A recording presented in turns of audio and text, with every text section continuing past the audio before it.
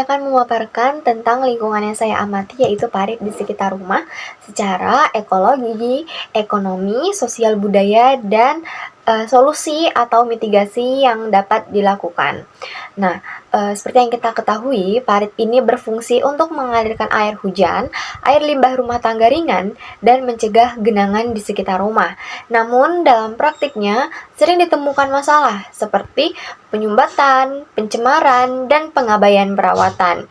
Nah, dari itu semua, secara ekologi, parit berperan penting dalam menjaga keseimbangan ekosistem mikro di sekitar rumah, ya, karena dapat mencegah banjir lokal dan mendukung aliran air permukaan sistem drainase yang lebih besar.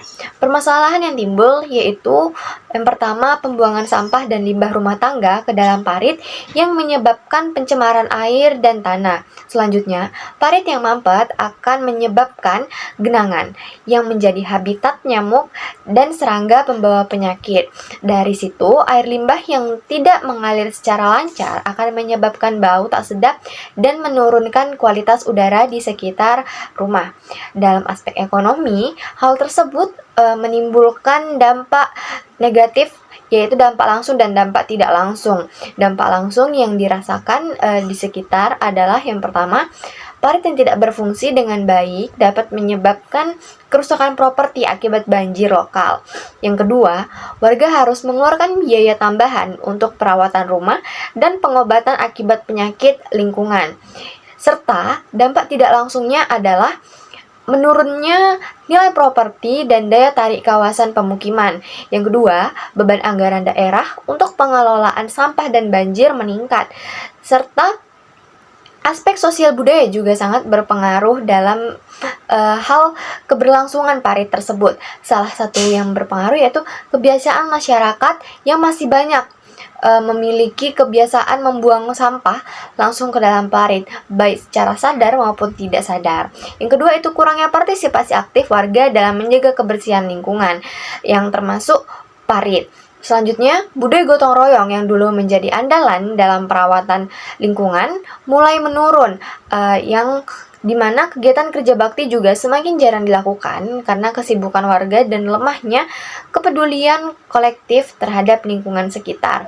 Dampak negatif dari faktor-faktor tersebut adalah lingkungan tercemar, air limbah dan sampah menyebabkan pencemaran lingkungan yang berdampak langsung pada kesehatan masyarakat sekitar. Yang selanjutnya itu penyakit menular. Parit kotor menjadi tempat berkembang biak, nyamuk, dan bakteri yang memicu penyakit seperti demam berdarah, diare, dan penyakit kulit, serta kondisi sosial yang menurun. Lingkungan yang kotor mempengaruhi kenyamanan, menimbulkan konflik sosial, dan memperburuk citra lingkungan pemukiman. Nah, solusi atau mitigasi yang dapat dilakukan untuk mencegah ataupun menangani permasalahan tersebut, yaitu yang pertama, ada solusi teknis yang dapat membersihkan parit secara rutin, terutama menjelang musim hujan. Yang kedua itu mendesain ulang parit agar tertutup dan memiliki kemiringan yang sesuai dan mudah dibersihkan. Dan menyediakan tempat sampah di titik strategis agar warga tidak membuang sampah sembarangan.